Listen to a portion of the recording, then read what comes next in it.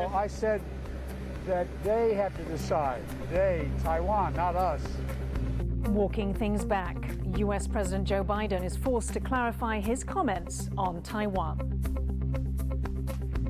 Speaking out, NBA star Enes Kanter continues his stand against China, but at what cost?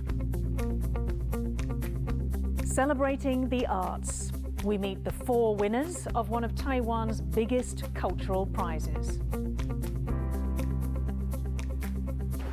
I'm Yin Khvat for TaiwanPlus, and I'm here near the ancient Taiwan town of Tuscatan with a report on how LGBT indigenous Taiwanese are building a new identity for themselves and their communities.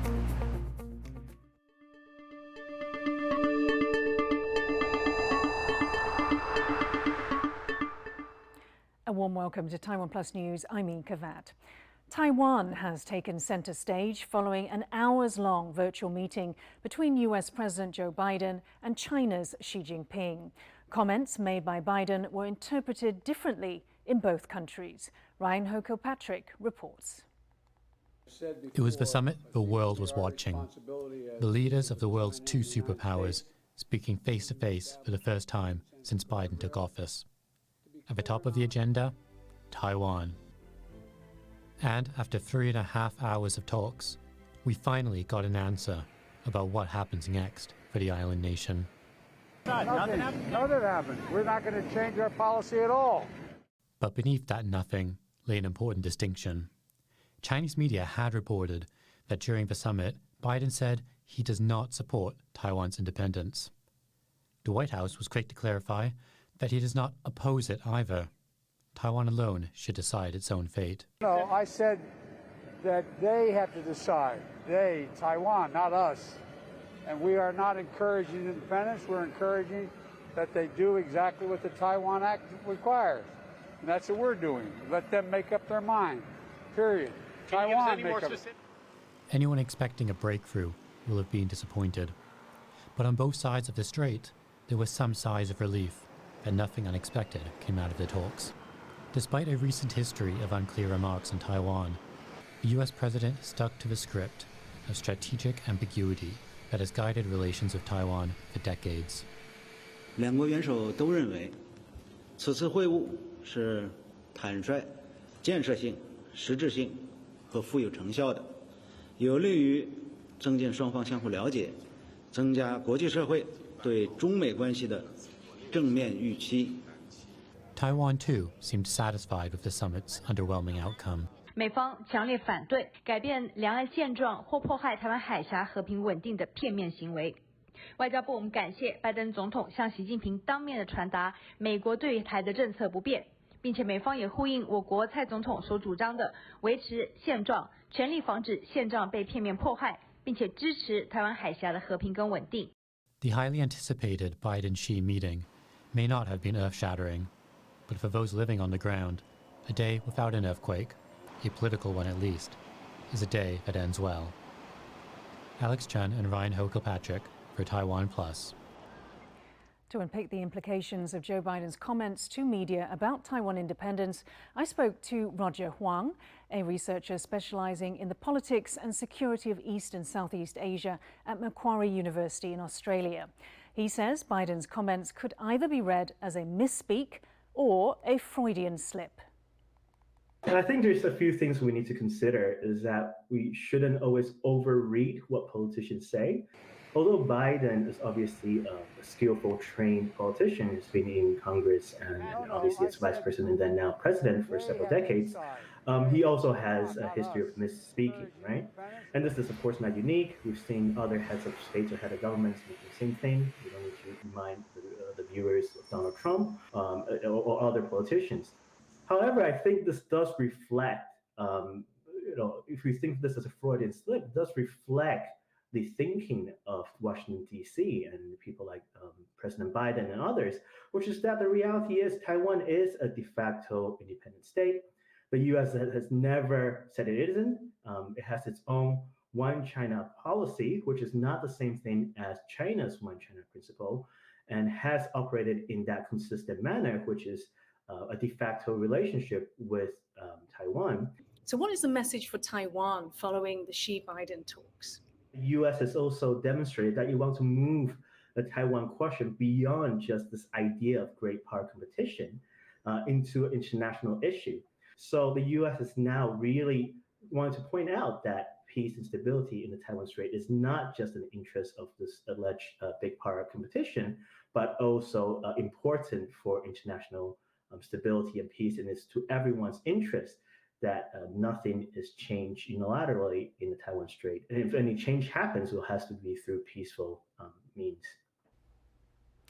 Earlier, NBA star Enes Kanter urged US President Joe Biden to prioritize human rights issues during his virtual summit with China's President Xi Jinping.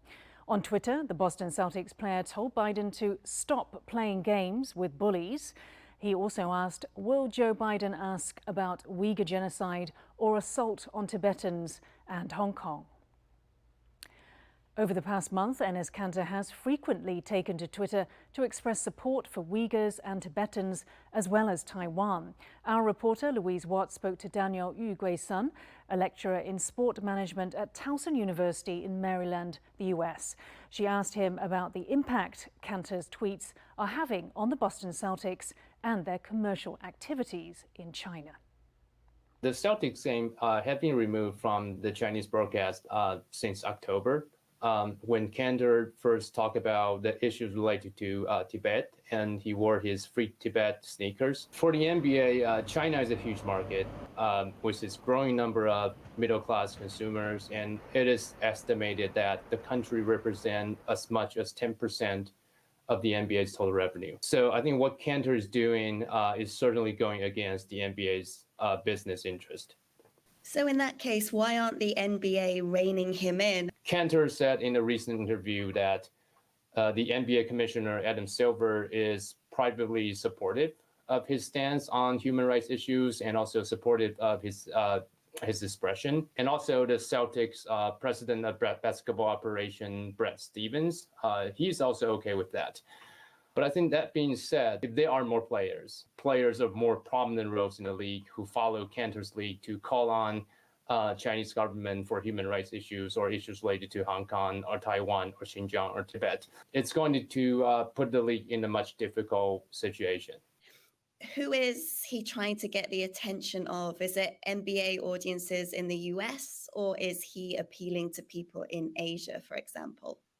I believe it's probably both. I don't think that media attention is really the primary thing he really cares about. I think his background as political refugee, and he has the history, against the Turkish government. I think, according to his own words, he's saying that he wants to raise awareness and he wants to talk about these issues, not just related to his personal experience, but also just want to talk about these oppressions, this struggle. That's the result of these authoritarian power. I hear people argue that, well, Kanter is simply trying to get some attention, get his media attention for his personal benefit.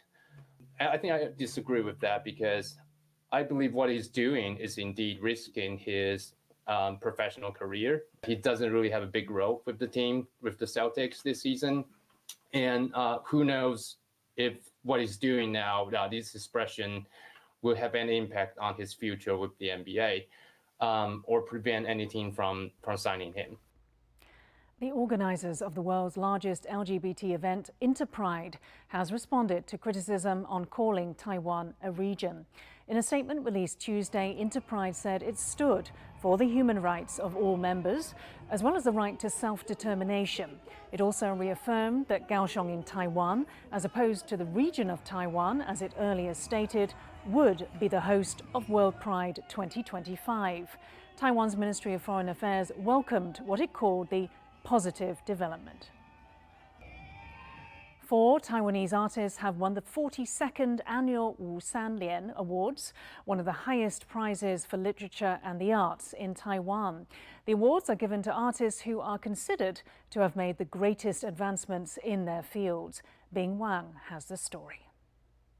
A composer, a sculptor, a novelist, and a poet walk into a room.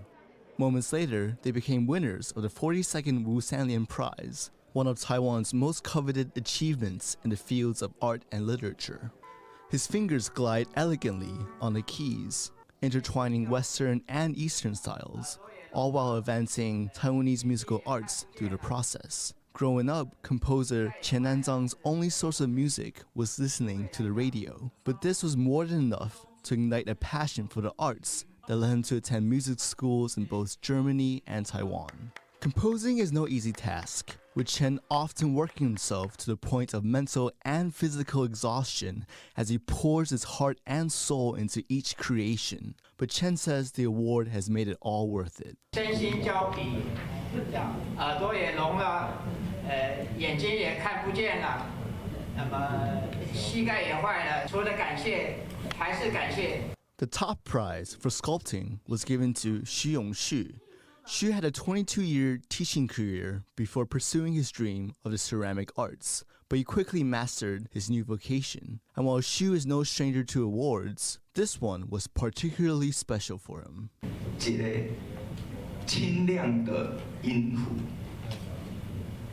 给我一个醍醐灌顶。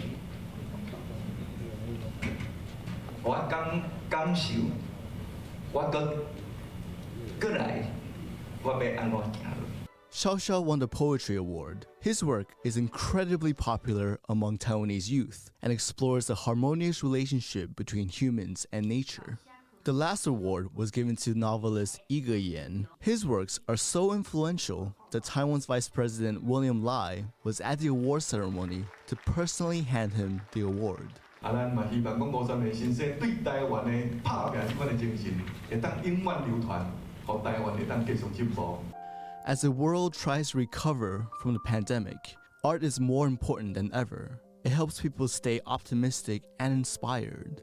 The San-Lian Prizes does just this. It highlights the creative industry of Taiwan, a country that has developed its own distinct culture and its own world-class artists. Klein Wong and Bing Wong for TaiwanPlus. Coming up, fighting for transgender rights. We meet the woman taking her fight for recognition all the way to court. Back in a moment.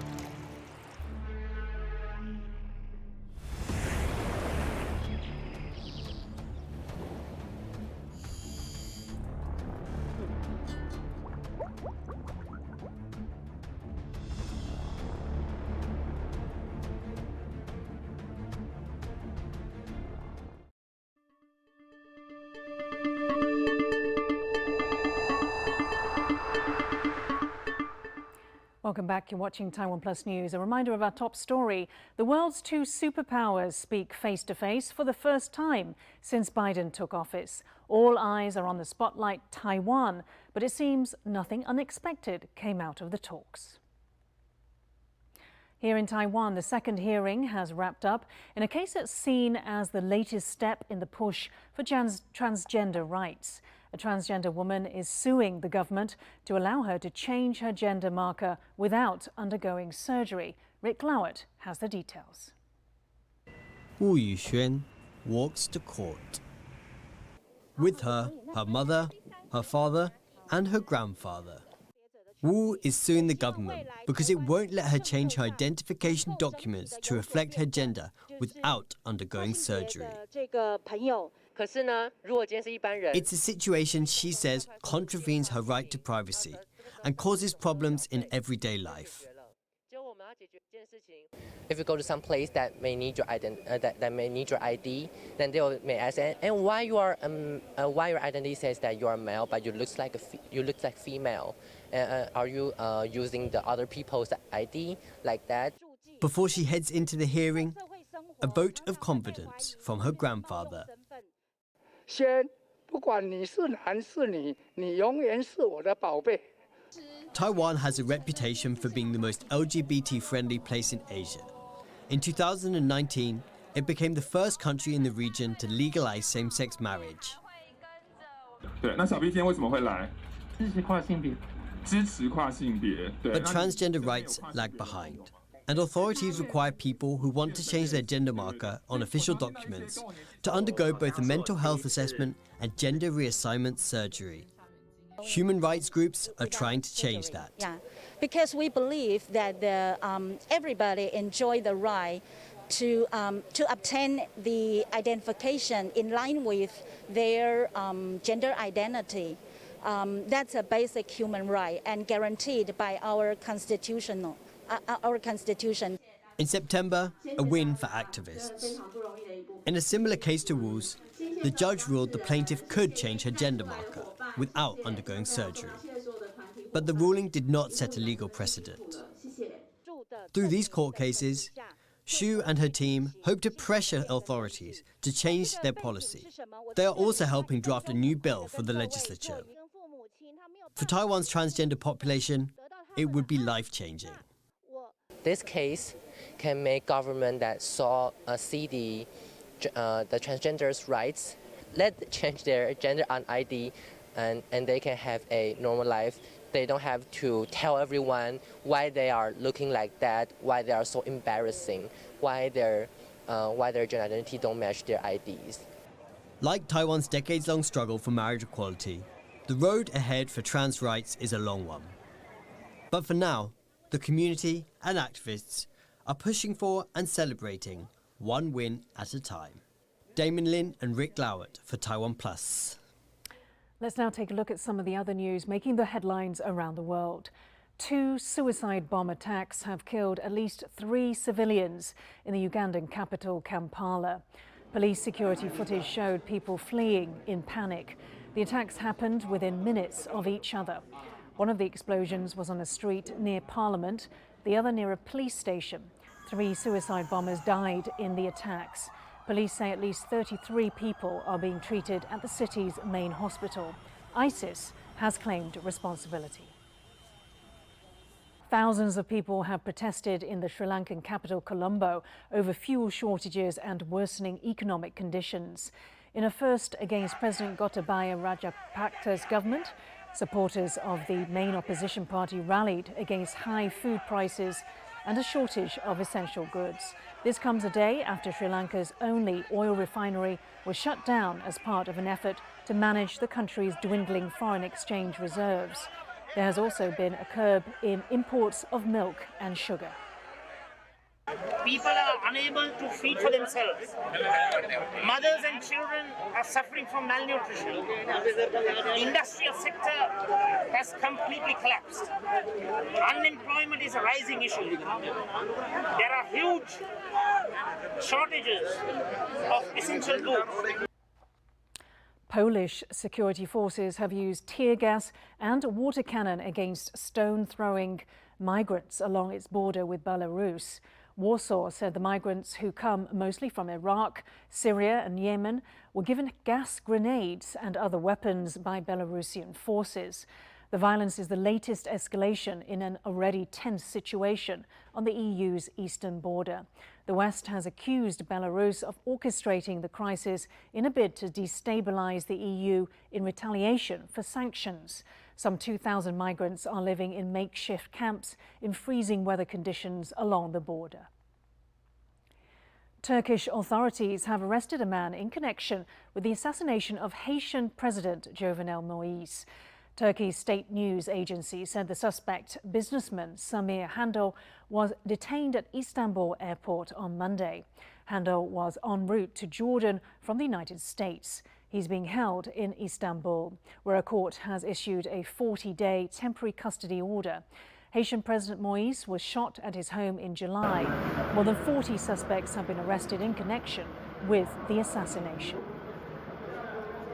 LGBT members of Taiwan's indigenous community are often described as a double minority, facing discrimination because of their sexual identity and also their race. But in one village in the southern county of Pingdong, young indigenous Paiwan are turning the adversity they faced into determination to serve their community.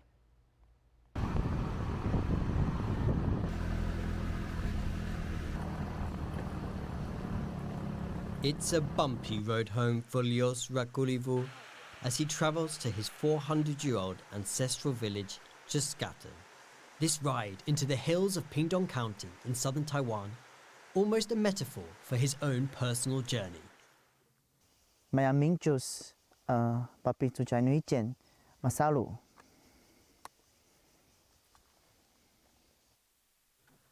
After a difficult childhood, he left this area, home to many indigenous Taiwanese Paiwan like himself, in search of a new life in the big city. But it took getting away and meeting other indigenous Taiwanese for him to realize the importance of his roots. I think there are more and more people start to look their culture seriously in order to have a sense of identity as indigenous. It wasn't just his heritage he was looking to learn more about, but also himself. Be indigenous, meaning that people expect me to know about my culture. Being LGBT, they will be curious about how I deal with my sexuality within my community. It was a part of him he had never confronted. And this time, coming home meant seeking out answers to that question. It led him to find a community of Aju. This Paiwan word, literally meaning sister, has been adopted by LGBT indigenous people to refer to themselves. Indigenous Taiwanese make up just over 2% of the population, and for decades they were treated as second-class citizens in their own country. So, LGBT indigenous Taiwanese are often described as a double minority. They face discrimination from within their own traditional communities because of their sexual identity, and from mainstream society because of their race. Conservative attitudes persist, particularly in indigenous communities, which are often Christian and also put a strong emphasis on the firstborn child to continue the family line. 31-year-old The Guy also returned home recently. He now works at a museum and has made it his mission to educate the younger generation about their culture. 面对年轻人们是我可以去展现我自己是谁，但是面对长者们，就是我没有办法去太展现我自己是谁，因为他们对于我的身份、我的性别有他们的期待，我不想让他们失望。He tells me that it is the adversity he faced as a gay man that motivates him. 我为什么那么认真想要读书，得到人家的认可，是因为我是阿斗，所以我想比大家更出众。For both The Guy and Lios, being different meant they should stand out from the crowd for the right reasons. Lios uses his weekends to promote and preserve indigenous languages. Because years of, Taiwan was under martial law, and a lot of people, not just indigenous, are receiving oppression, not talking in their own languages, and that really impacted our parents' generation.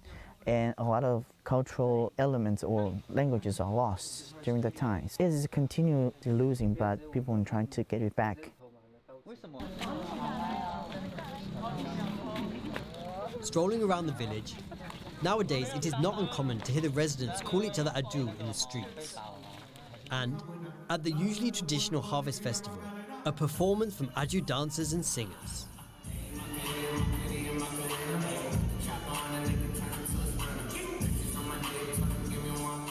It is one example of how being different is becoming more accepted in this small village at the foot of the mountains.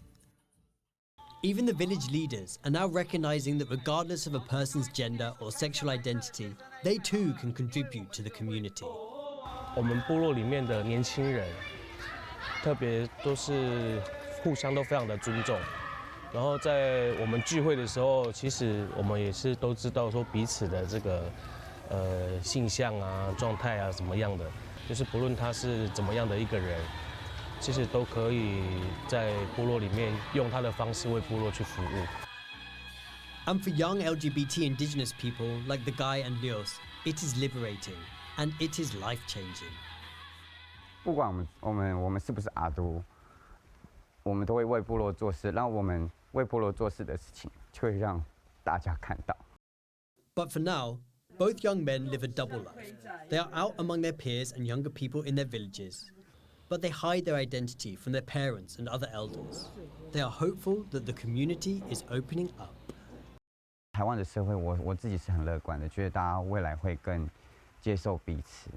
10年后，我可能又老了10岁，但是我觉得总有一天，我应该可以在这个部落说 ，Yeah, I'm gay。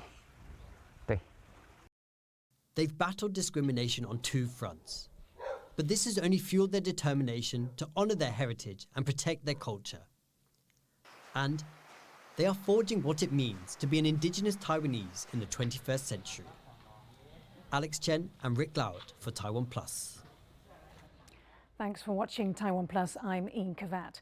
We'll leave you with some images of an 86-year-old great-grandmother crowned Miss Holocaust Survivor in an annual Israeli beauty pageant designed to honor women who survived the horrors of the Nazi genocide. Check out TaiwanPlus News on YouTube and our website for this show and more. Stay safe and see you next time.